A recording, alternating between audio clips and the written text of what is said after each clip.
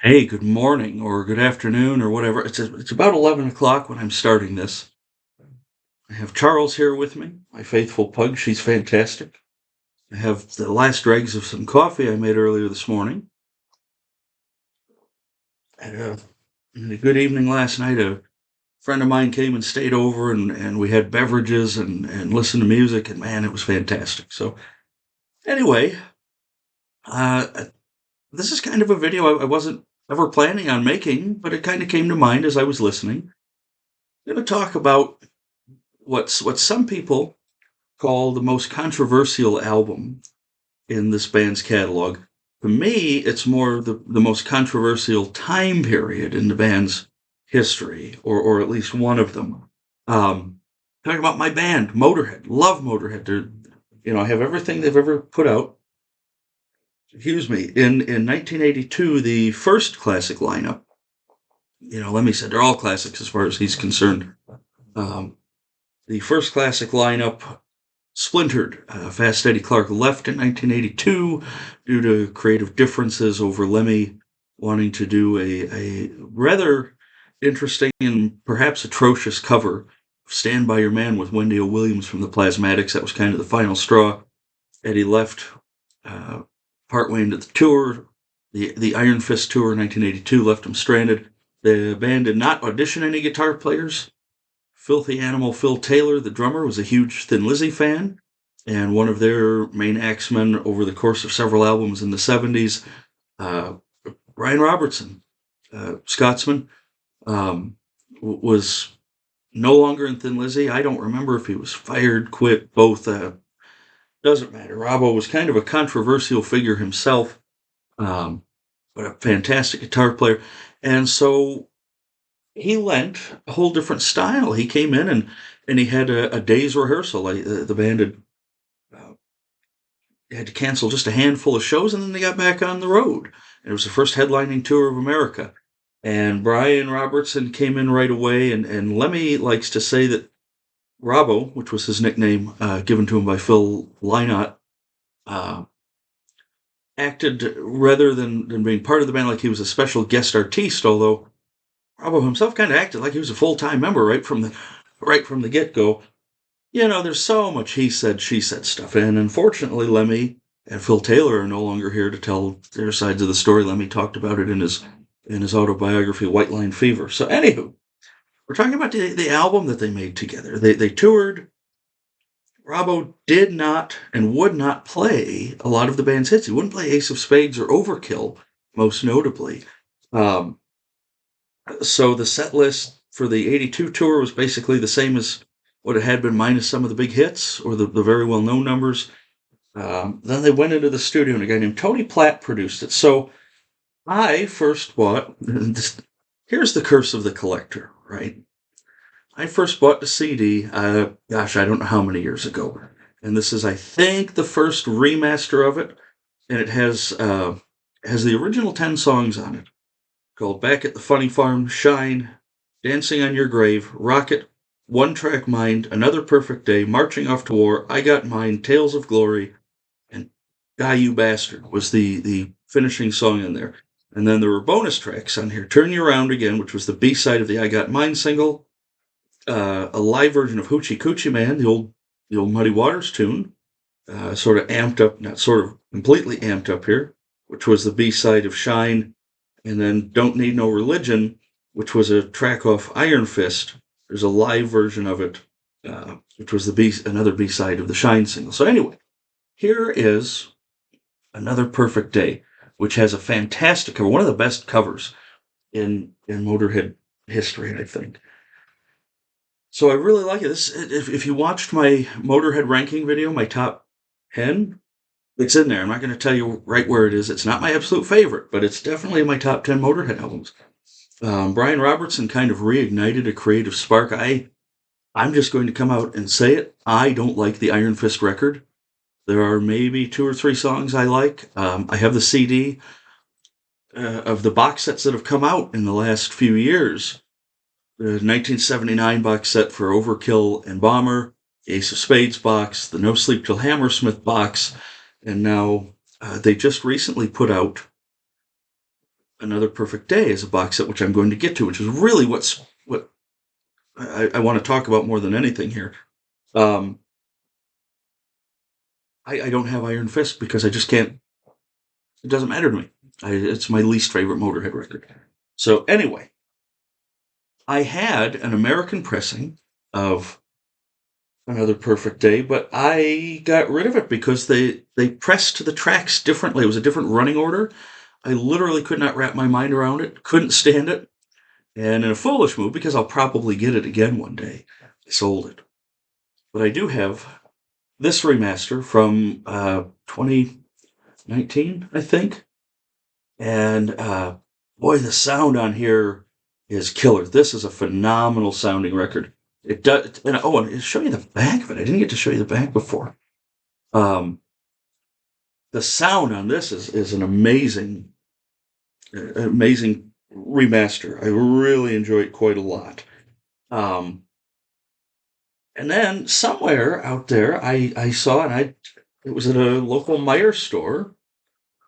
This is not Another Perfect Day, but this is a live document, sort of unofficial. It's not a bootleg, but it's from the King Biscuit Flower Hour, and BMG Records put it out, sort of without the band's consent, but it's not illegal to have. From the King Biscuit Flower Hour, recorded August 10th, 1983, at Lemoore East in Queens, New York. Back at the Funny Farm, Tales of Glory, Marching Off to War, Iron Horse Born to Lose, Another Perfect Day, Shine, I Got Mine, and then an interview with Lemmy on here. This is a really loud, it was recorded for a radio program, so the quality is pretty good. It's not great, but if you're interested in a short little live document of these guys, this is it, and it's surprisingly really good for. I've heard that this was maybe the loudest show people had ever heard. And I saw Motorhead twice, and I can concur that seeing them in a club was ear-shattering, but it was fantastic. So all that brings us to this past week, where for the 40th anniversary, the band, or the band's management, put together a 2 CD version. And it features the original 10 songs, plus Turn You Round Again, and then Hoochie Coochie Man and Don't Need Religion. So all three of those bonus tracks were available on this remaster from the 90s. And this is, again, killer remaster. But then it has a song called Climber on here, which was the alternate take of Shine, and then there's an instrumental version of Climber. And there's one on here called Fast One, which is the demo for Die You Bastard. And then there's a song on here called Chinese, which I've already forgotten, but I think it's for Another Perfect Day. I think it's the demo version of that.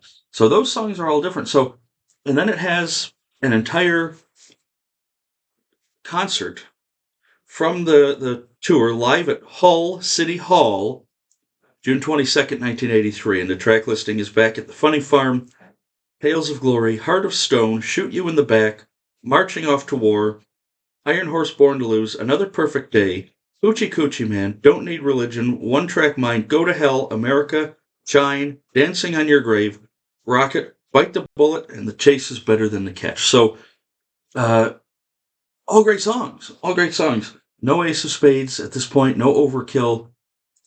Man, I would have loved to have heard Robbo, because part of why I wanted to talk about this album is there's a musicianship here. Robbo really brought a lot to the table. And Fast Eddie, was a great blues-based riffing guitar player, but Brian was a lot more intricate. He did a lot more overdubs. Back at the Funny Farm starts with Lemmy's propulsive Rickenbacker bass. It's pure Motorhead. Shine is amped up. It's a speed song. Dancing on Your Grave is fairly melodic. Rocket is just great Chuck Berry influenced rock and roll. The title track is great. Marching Off to War is just brutal. And this is really where Lemmy started on every album, almost making a song about war and the futility of it and everything else. But it's great. So anyway, and then I Got Mine, Tales of Glory, Die You Bastard, Starts with Lemmy belching into the microphone. I think it's Lemmy, might be Phil, I don't know. Um, Great way to end the album. So it's very melodic, but it's very heavy. It's not a radical departure from the Motorhead sound, but they were able to really build on it.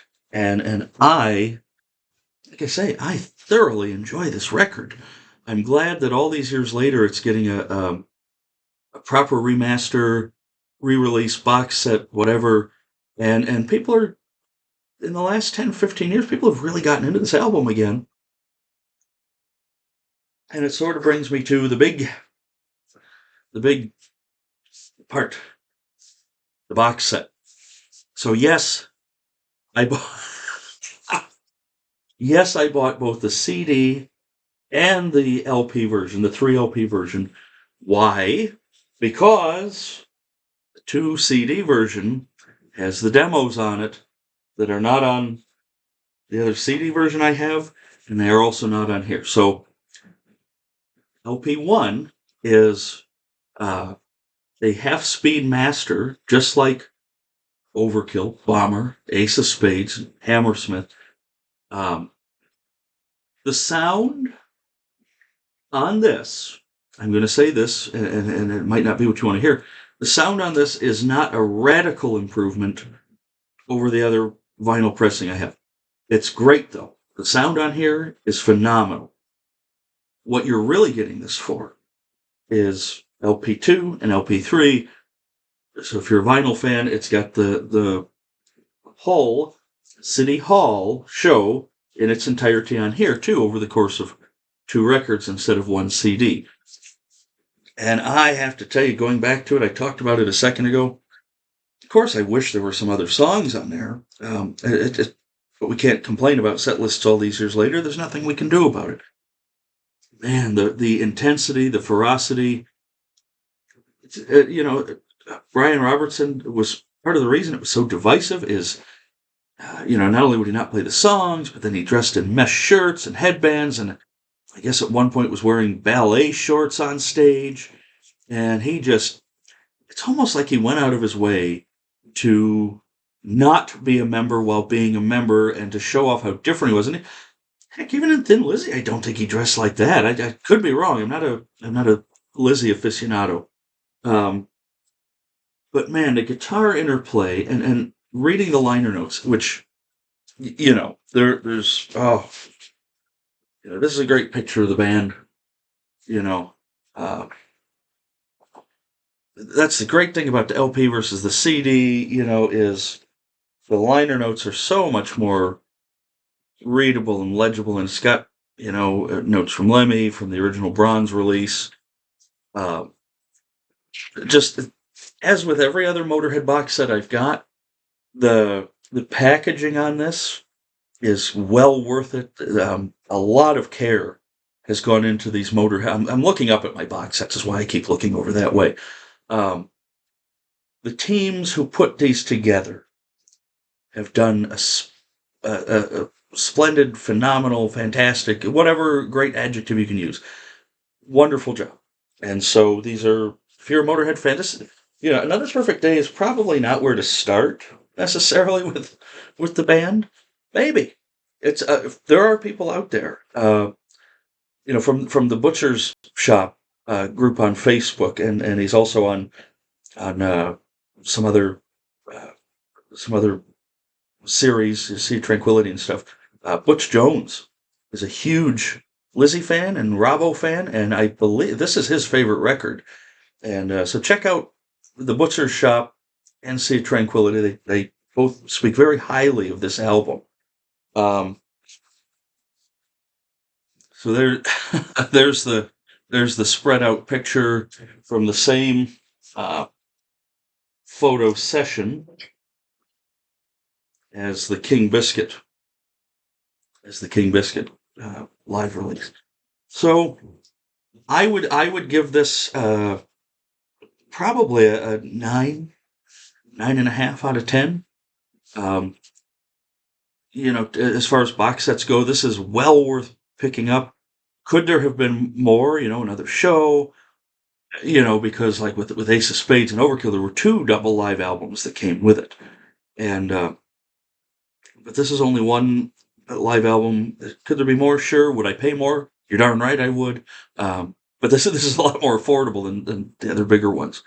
Anyway, I've prattled on enough. Another Perfect Day, 1983, Motorhead with Brian Robertson on guitar. He left after the tour. He was done. He and Phil Taylor split, formed a band. Lineup changes ensued, as seemed to be the case for a few years in the band. Lemmy carried on, but this, and starting in the 2000s, the Phil Campbell, Mickey D. Lemmy lineup started playing some of these songs live, and they went over really well, and it sort of helped a reappraisal of this. So, anywho, Another Perfect Day, one of my top 10 Motorhead records.